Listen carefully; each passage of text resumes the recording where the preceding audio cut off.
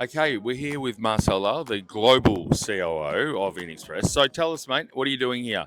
Shouldn't you be on a plane somewhere flying around the world? No, I've already been doing that. It's nice to be back home in Australia. I'm from reside in Brisbane, but it's very nice to be up here in Cairns for the NFC. I don't try to miss these things. Yeah. So where are you guys? Whereabouts in the world? Are you like full global domination stuff? You're Oh, Doctor Evil, we love to think so, right? and we love to think global domination. We're in 14 countries, but nothing could be further from the truth. In the big industry of freight, I suppose we're still a drop in the ocean, given how big that industry is in freight. Yeah.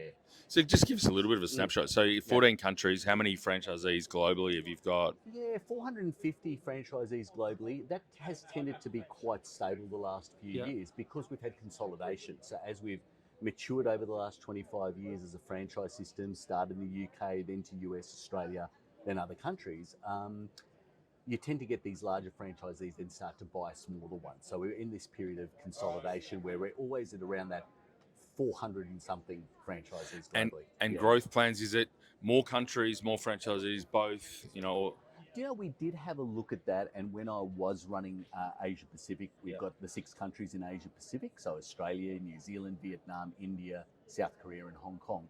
We were looking at a couple of other countries, and we were even looking in other parts of the world.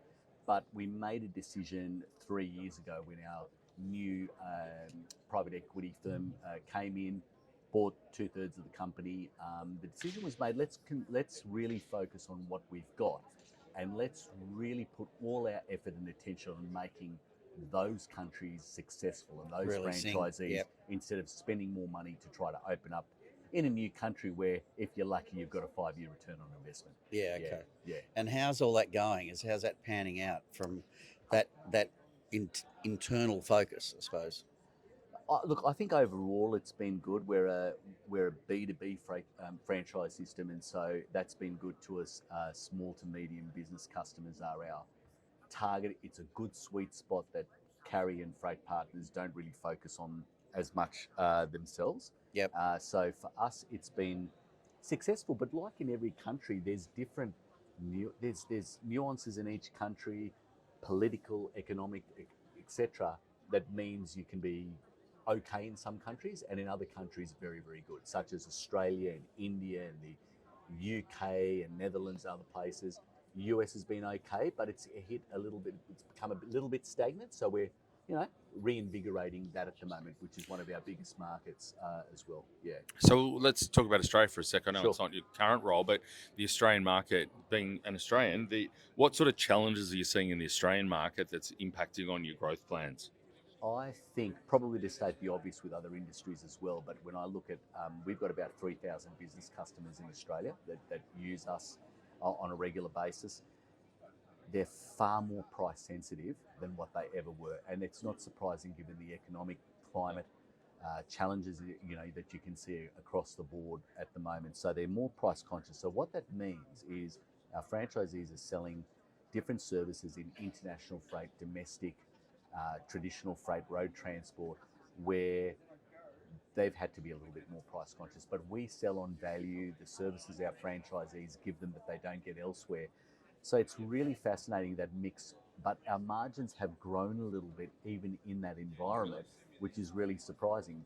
But it's hard to keep retaining customers. So we strive to retain 3/4, 75% of our customers. So that is just a little bit under where we want it to be in Australia. And by the way, you said before, Australia not as much involved in that at the moment. Australia is still our third biggest market in those 14 countries. Yeah. So absolutely really important in the mix for us as a business at InXpress. Yeah. So, mate, globally, economy wise, pardon me, and franchise wise, what countries are humming at the moment? Are there any, or are they, like you said, the States is sort of struggling, but Well, it's just that it's a very mature market. It's somewhat saturated in certain areas, and we are branching out a bit more into freight and larger shipments and larger customers that then provide a wider opportunity, as opposed to just small to medium business customers. And we're well positioned to do that. Our franchisees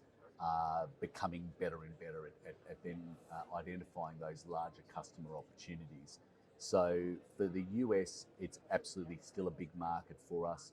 But Australia's doing well, the UK is doing well, India continues to grow and have good growth potential, and certain parts of Europe for us as well. Yeah. Right. Yeah. So just explain it to me. Sorry, No, you're my right. naivety. Yeah. How does it work? So you guys are piggybacking on like the TNTs or the FedEx and all that sort of shit? Yeah. So if you look at internationally, DHL is a big global partner of ours, UPS, for example, FedEx, and then there's local carriers in each country, Star Trek in Australia, for example. And we're not a traditional reseller like some other resellers. We've got our own proprietary software platform that customers, once our franchisees have consulted to them on their freight requirements, become customers, and they're able to go on and then with time do quotes themselves, booking themselves Right. for whatever the appropriate carry is for their type of business. It's most cost effective. Yeah, and it's not even just cost effective. Some of them happy to pay an extra 30%, for example, but they need it delivered the next day. Yes. And so whether it's documents, small parcels, and as we move into larger freight, which we already have, that's certainly quite a growing market. It's that value add that we provide. We also, we do everything directly with the customer. They're a local consultant. They don't have to wait on the phone with a carrier partner if they have a direct account. So they've got a local franchise who is there for them there to give them that support. It's almost small business supporting small business, which we love, and that's sort of the core of our business and at the heart of our business. Well, I wish we'd used you guys. So Lisa, who's standing behind the camera, sent this sign up, our pride and joy, which we spent like $30 on. Which looks spectacular, by the way. Thank you. Yeah. And it nearly got lost, and there was like a day of mourning almost. Well, look, John, I would have personally brought it in my bag myself to make sure it was here. Melbourne. Yeah. Yes. Which the team and the franchisees would have hated because they're going, don't trust Marcel with the sign. He'll break it or lose it for sure. So fantastic.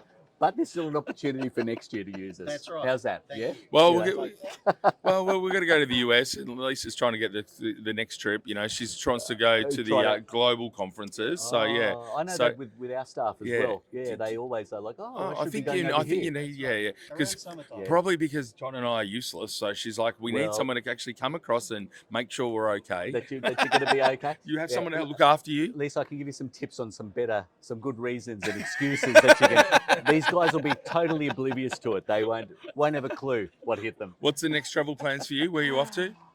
So we just did our global Top Gun cruise for our top franchisees in Australia, US, and UK. So we just did a Caribbean cruise. We just came back from. So for the top 30. So that was a load of fun. For me, I with a few of the team will be in India in a few weeks' time. We've got our global support centre there with about 35 staff, supporting some of our internal functions and our InXpress India business. So I'll be over there, and then over with the US team and some global board meetings in the US in July. So India and the US is my next on the hit list. So who owns it? So InXpress there's a couple of private owners, and then Hudson Hill Capital, a private equity firm out of the US, bought us 3.5 years ago. Majority shareholding. They've been fantastic. Their insights that have come in, and we've grown under them. So yeah. And with Indian and Australian businesses, and the World Cup is in the US. Are you getting a junket to the US to go and watch some cricket? I certainly hope so. I was lucky to be a guest of DHL's at the Rugby World Cup final in France in October. That was very nice. So Dallas apparently is very excited about the cricket. Well, Dallas, yes, there would be. Well, as somebody who's who's obviously Australian but from Indian heritage, it is quite a problem when India play Australia in the cricket. Having over there in the US, I look forward to teaching them and educating them on the game of cricket as well. Mate, there's going to be a lot of blank looks over there when they're watching that shit. Fucking hell.